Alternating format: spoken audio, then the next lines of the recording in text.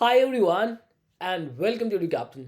सो यार आज एक ऐसे एसेंशियल चीज़ की बात करूँगा जो कि जाने अनजाने में हमारे माइंड में तो ज़रूर है, बट स्टिल हम उसके ऊपर फोकस नहीं डालते हैं। स्टिल हम उस चीज़ को अपने रूटीन के अंदर, अपने स्टडी रूटीन के अंदर ऐड नहीं करते हैं। मैं क्या बात कर रहा हूँ, ये ठीक वैसी ही बात है जैसे कि एक एप्पल की इंपॉर्टेंस हमें पता है। हमने वो लाइन भी बहुत अच्छे से पढ़ी है कि an apple a day keeps a doctor away. हमें पता है कि सेब को अगर हमने डेली रूटीन में अपनी लाइफस्टाइल के अंदर ऐड कर लिया, भले ही हम पूरे दिन के अंदर एक सेब खा रहे हैं और अगर हम कॉन्टिन्यूस खा रहे हैं तो फालतू की बीमारियां तो हमें छू भी नहीं सकती है। ये बात हमें पता है, बट फिर भी हम उस एप्पल को अपनी डाइट में ऐड नहीं कर पाते। हम लगे हुए जो भी वो मिल जाता है खाने को, जैसे मर्जी खा रहे हैं, कोई रूटीन भी नहीं, कुछ नहीं, बस खा रहे हैं। तो आज ऐसे ही एक एप्पल चीज़ जो है वो मैं आपसे बात करने वाला हूँ, जिसका नाम क्या है, आंसर राइटिंग।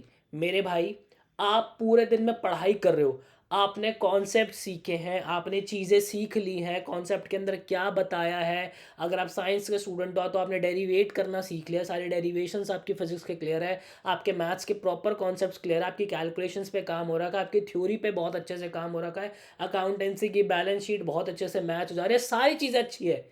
बट अगर उस बात को, जो थॉट आपके दिमाग में चल रहा है, उस बात को आप अपनी कलम से लिख ही नहीं पाओगे, तो एग्जामिनर आपको नंबर कैसे देगा?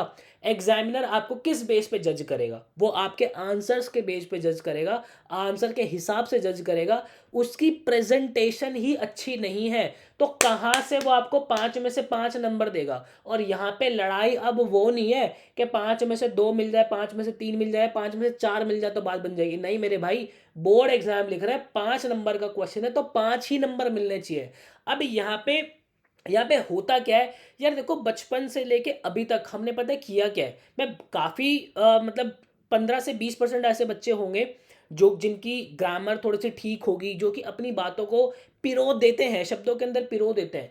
बट फिर भी मेजर बच्चा ऐसा होता है, मैं भी उसी में से जो है एक बच्चा था जिसने क्या किया है, सर पे कपड़ा बांधा है और कमरे के अंदर किताबें लिए और घूम घूम के हमने रट्टे मारे। और रट्टे मारने के बाद ही हमने उस आंसर को लिखा है, और इसमें हमारी कोई गलती भी नहीं है।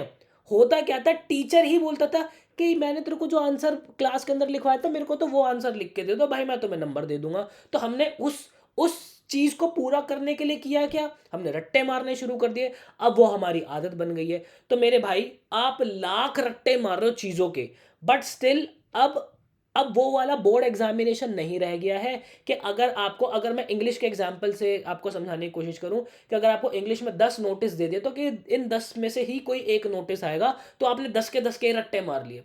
अब वो बात भी नहीं है। हमें पता ही नहीं है कि अगर हम राइटिंग सेक्शन के अंदर कुछ लिखने बैठे हैं तो कहाँ से क्या क्या क्वेश्चन बन के आ जाए, किस टॉपिक के ऊपर नोटिस आ जाए, किस टॉपिक के ऊपर जो आर्टिकल लिखना आ जाए। तो ये सारी चीज़ें, अगर हमने आर्टिकल, हमारे आंसर्स राइटिंग की प्रैक्टिस नहीं करी ना, तो बहुत दिक्कत हो जाएगी। इकोनॉमिक्स और आपका, मेरे आर्ट्स वाले बच्चे, पॉलिटी, हिस्ट्री, जितनी भी चीज़ें हैं, बहुत सी जगह पे ऐसी चीज़ें आएंगी कि आप लोगों को आपके शब्द जो है पिरोने शुरू करने पड़ेंगे। ऐसे में अब मैं आपको ना एक टेक्निक बता रहा हूँ जो कि मैंने अपने टाइम पे यूज़ करी थी। और अब देखो, अब आपके बोर्ड एग्जामिनेशन में बस 3-4 महीने ही है। अब देखो, अब वो समय आ चुका है जब बस वाला जो है ना, बस कह के ही मुझे जो है ये चीज़ें बतानी पड़ेंगी कि बस इतना ही समय रह गया है। क्योंकि अभी आंख मीचते मीचते भाई साहब, अभी देख लेना दिवाली लग जाएगी, उसके बाद क्रिसमस, उसके बाद न्यू ईयर, और उसके बाद तो आपको पता ही है वो जो प्रैक्टिकल वाइवा वाला समय जो स्टार्ट होता है, वो तो नेक्स्ट लेवल आता ही है। तब तो अलग ही लेवल पे जो आपके पास जो है वो बर्डन आ जाएगा। तो आप लोगों को करना क्या है अभी इन दिनों, चाहे भले ही आप 5 से 10 मिनट निकाल रहे हो, बट किसी एक मुद्दे पर, फॉर एग्जांपल अगर आपने मान लो इकोनॉमिक्स का कोई एक टॉपिक पढ़ा है, तो उसके ऊपर एक क्वेश्चन उठा लो, ठीक है। आंसर मत देखना, वो रट्टे मारने वाली चीज़ों को छोड़ो।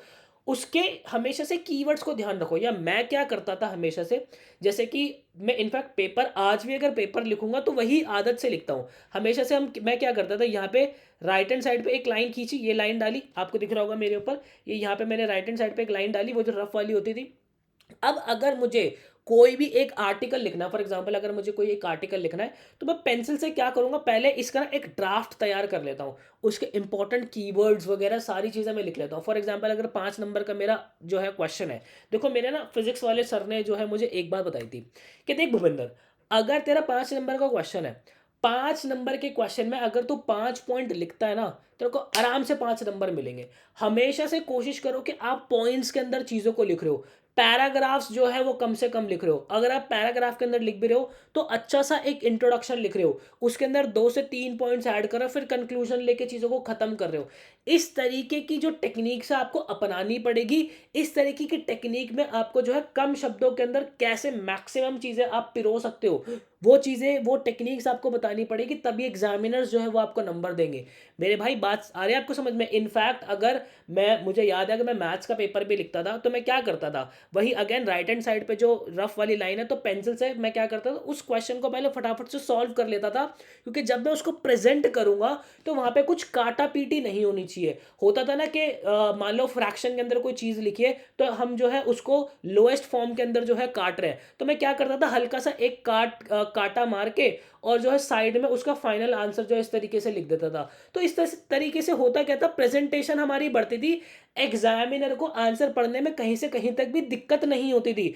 फिर उसके बाद हर आंसर के नीचे मैं अंडरलाइन डाल रहा हूँ। अगर मैं कुछ कंक्लूजन लिख रहा हूँ, तो कंक्लूजन लिखने के बाद उसके नीचे अंडरलाइन डाल रहा हूँ, उसको फोकस में लेकर आ रहा हूँ चीज़ों को। इंट्रोडक्शन जो है चीज़ों पे मैं काम कर रहा हूँ। तो हमेशा से देखो, जब भी आप कोई एक टॉपिक तैयार करते हो ना, तो उस टॉपिक के कुछ मेजर कीवर्ड्स होते हैं, वो बस कीवर्ड्स आपकी मुट्ठी के अंदर होने चाहिए। तो अगर आपको रट्टा मारना है ना, मैं ये नहीं कह रहा कि आप जो है 100 में से 100 बिना रट्टा मारे जो है वो ले आओगे। रट्टा तो कहीं न कहीं लगता है, ये बात, ये मतलब फैक्ट है, रट्टा तो लगेगा ही। और रट्टा पता है किस चीज़ का लगना चाहिए? रट्टा लगना चाहिए उन कीवर्ड्स का, वो जो इंपॉर्टेंट कीवर्ड्स एनसीईआरटी में दिए हुए हैं, या किसी पब्लिशर को आप फॉलो करो, वो जो कीवर्ड्स की बात है ना, वो कीवर्ड्स अपने दिमाग के अंदर रखो, ठीक है? एक आंसर का ड्राफ्ट तैयार कर लो कि मेरा आंसर जो है इस तरीके से ट्रैवल करता हुआ फाइनल जो है चीज़ों पे आएगा, और उन कीवर्ड्स को लिखते हुए फिर अपने आंसर की जो है फ्रेमिंग करो।